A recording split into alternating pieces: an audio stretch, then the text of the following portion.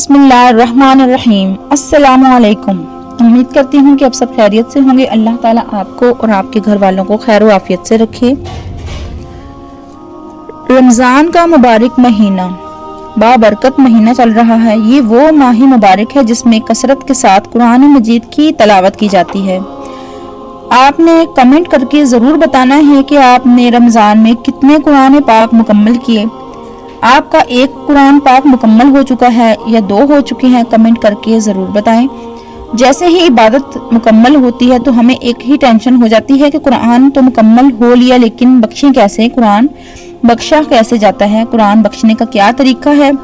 बाज़ हमारी इस्लामी बहनें जो हैं वो अक्सर पूछ रही होती हैं कि हमने कुरान पाक तो बख्श दिया है, या वो ऐसा करती हैं कि चिट पर लिखकर सिपारे जो हैं वो कारी साहब के पास भिजवा देते हैं कि हमने कुरान पाक मुकम्मल कर लिया है, हमारा बख्श दीजिए, हमारे वालिदैन की रूह को बख्श दें, ये कुरान पाक बख्श दें, हमारे रिश्तेदारों की रूह को बख्श दें, या ये कुरान।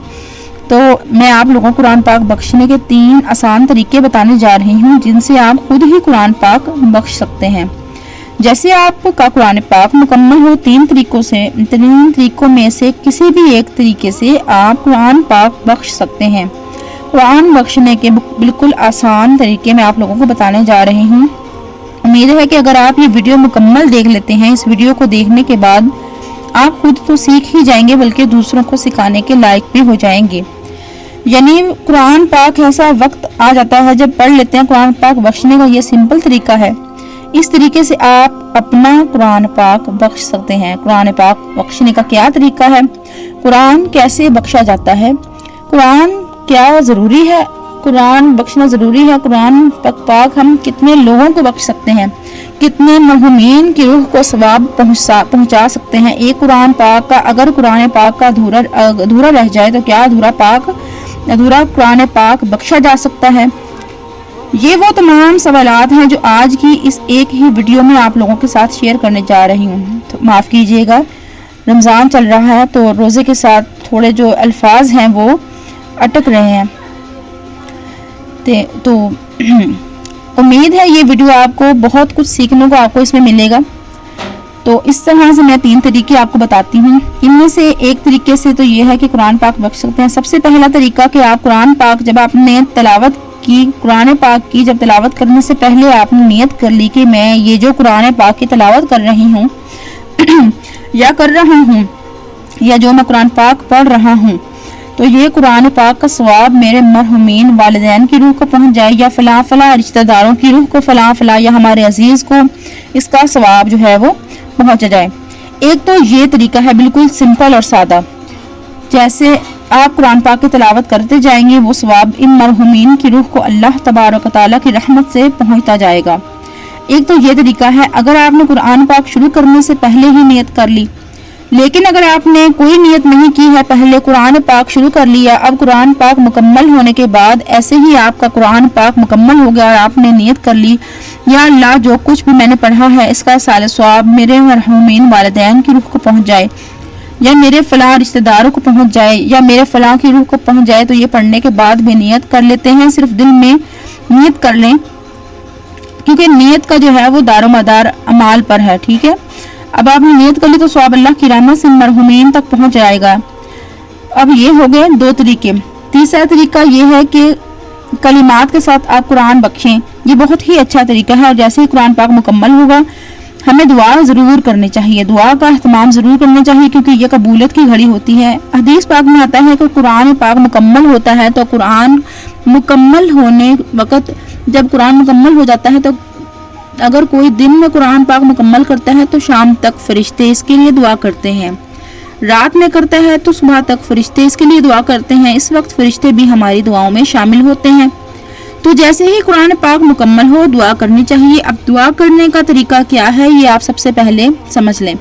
अल्हम्द शरीफ पढ़ लेंगे आप सबसे पहले, सूरत फातिहा, इसके बाद दरूद पाक पढ़ लें। इसके बाद जितनी भी आपको अरबी की दुआएं याद हैं आप ये दुआएं पढ़ें।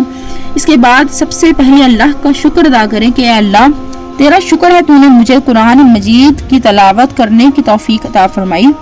इसके बाद फिर दुआ करें कि अल्लाह जो कुछ भी मैंने पढ़ा है अपनी बारगाह रिसालत में कबूल और मंजूर फरमा। اے اللہ اس میں اگر مجھ سے پڑھنے میں کوئی غلطی کوتاہی ہو گئی ہے تو مجھے میرے اللہ اپنی رحمت کے صدقے سے مجھے معاف فرما، اور اس کا ثواب میں آقا کریم صلی اللہ علیہ وآلہ وسلم کی بارگاہ میں تحفتاً پیش کرتی ہوں یا کرتا ہوں۔ اے اللہ قبول و منظور فرما، اللہ آپ کی ازواج آپ کے صحابہ تمام کی بارگاہ میں تحفہ پیش کرتے ہیں، قبول و منظور فرما۔ اس طرح حضرت آدم سے لے کر اب تک جتنے بھی مرد عورت بچے بچیاں اس دار فانی سے جا چکے ہیں، کچھ کر چکے ہیں، میرے مولا تمام کو سال ثواب کرتی ہوں یا کرتا ہوں، قبول و منظور فرما۔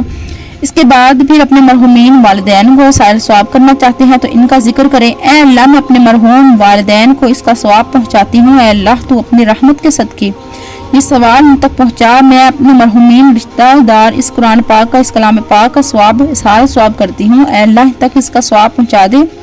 اس کے بعد پھر جو بھی آپ کی دعائیں ہیں، جو بھی آپ اللہ سے مانگنا چاہتے ہیں، جو بھی آپ کے مسائل ہیں وہ اللہ کی بارگاہ میں رکھیں۔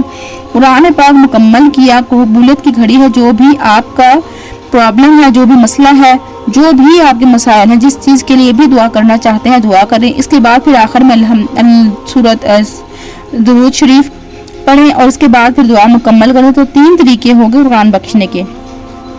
ایک تو پہلے نیت کر لی، ایک پڑھنے کے بعد اپنی نیت کر لی، ایک دعائی کلمات کے ساتھ، جس طرح میں نے آپ کو بتایا اب چیزیں۔ قرآن پاک بخشنا کیا ضروری ہے، بخشیں گے تو ثواب نہیں ملے گا، یا تصور کر سکتے ہیں جب بخشیں گے تو ثواب میں نہیں ملے گا، یا یہ بالکل ہی غلط فہمی ہے۔ دیکھیں کہ جب ہم قرآن مجید کا ایک حرف بھی پڑھتے ہیں تو ہمیں 10 نیکیاں ملتی ہیں، یعنی کہ الف لام میم یہ اگر کوئی پڑھتا ہے تو اسے 30 نیکیاں ملتی ہیں، ٹھیک ہے۔ اللہ اسے 30 نیکیاں عطا فرماتا ہے، اور ہم جانتے ہیں کہ ہمارے ساتھ 2 فرشتے اللہ نے مقرر کیے ہیں، ایک ہماری نیکیاں لکھتا ہے اور ایک ہمارے گناہ لکھتا ہے، جو ہم نے نیکی کرتے ہیں، جو ہم نیک عمل ہم کرتے ہیں، جیسے ہم قرآن مجید کا ایک حرف بھی پڑھتے ہیں تو وہ رائٹ سائڈ پر بیٹھا فرشتہ ہے وہ لکھ لیتا ہے نامہ اعمال میں۔ تو ہمیں قرآن پاک پڑھنے کے بعد بخشنے کی ضرورت نہیں، ایسا ہے کہ بخشیں گے نہیں تو ہمیں بھی ثواب نہیں ملے گا، ایسا بالکل نہیں ہے۔ قرآن پاک اب پڑھنے جا رہے ہیں، اب آپ کو ثواب ملتا جا رہا ہے۔ قرآن پاک پڑھنے کے بعد جو بھی اپنے تلاوت کی ہے، جو بھی قرآن پاک مکمل کیا، آپ کو اس کا ثواب اپنے مرحومین کو سال ضرور کریں، ان کا ثواب ضرور کریں۔ اور ایک بات اور بھی ہے کہ اگر آپ سال ثواب کرتے ہیں تو ایسا نہیں ہے کہ آپ کو ثواب نہیں ملے گا، آپ کو بھی اتنا ہی ثواب ملے گا، جیسے آپ سال ثواب کریں گے تو اللہ کی رحمت سے انہیں بھی ملے گا اور آپ کو بھی پہنچے گا۔ ہاں اس میں اختلاف ہے کہ بعض علماء کے نزدیک جتنے مرحومین کو آپ سال ثواب کرتے ہیں یہ سب میں تقسیم ہو کر ثواب انہیں پہنچتا رہے گا۔ بعض علماء کے نزدیک جو ہے تقسیم نہیں ہوتا، اللہ کی رحمت سے وسیع ہے، سب کو برابر کا ثواب مل جاتا ہے۔ آپ کو بھی ثواب ایسا نہیں کہ آپ کو نہیں ملے گا یا کٹ کر ملے گا یا کم ملے گا۔ تو بخشنا یعنی مرحومین کو سال ثواب کرنا یہ بہت ہی افضل ہے اور اچھا، اور اس وقت دعا کا اہتمام کیا جائے، قبولیت کی گھڑی ہوتی ہے، دعا ضرور کرنی چاہیے۔ تو یہ 3 آسان طریقے جو میں نے آپ کے سامنے بیان کیے ہیں، اور اسی طرح قرآن پاک مکمل نہیں ہوا تو جب بھی آپ نے بے شک ایک آیت ہی کیوں نہ پڑھی ہو، اس کا بھی ثواب آپ بخش سکتے ہیں اپنے مرحومین کو، اور آپ نے ایک آیت پڑھی آپ کے نامہ اعمال میں وہ ثواب لکھ دیا جاتا ہے۔ قرآن پاک مکمل ہو جائے پھر آپ بخشیں گے۔ بعض ہوتا ہے کہ ارے بھائی میرے تو 15 سپارے ہوئے ہیں، میرے تو 20 ہوئے ہیں، یا میرے 10 پارے کم ہیں، آپ مجھے 5 پارے دے دیں یا 4 دے دیں یا 3 دے دیں تو میرا قرآن پاک مکمل ہو جائے گا تاکہ میں بخش سکوں۔ ایسا نہیں ہے، جتنا بھی آپ قرآن پاک پڑھیں اتنا ہی آپ بخش سکتے ہیں، رسالہ ثواب کر سکتے ہیں۔ امید ہے کہ آپ کو میری باتیں سمجھ میں آ گئی ہوں گی، اور اگر اس کے علاوہ بھی اگر آپ کا کوئی سوال ہے، کچھ بھی اگر آپ پوچھنا چاہتے ہیں تو کمنٹ میں ضرور پوچھیں، اور میں آپ کا ہر سوال کا جواب دینے کی کوشش کروں گی۔ امید کرتی ہوں کہ آپ کو میری باتیں سمجھ میں آ گئی ہوں گی۔ اگر ویڈیو اچھی لگے تو چینل کو سبسکرائب کریں، ویڈیو کو لائک اور شیئر کریں۔ السلام علیکم ورحمۃ اللہ۔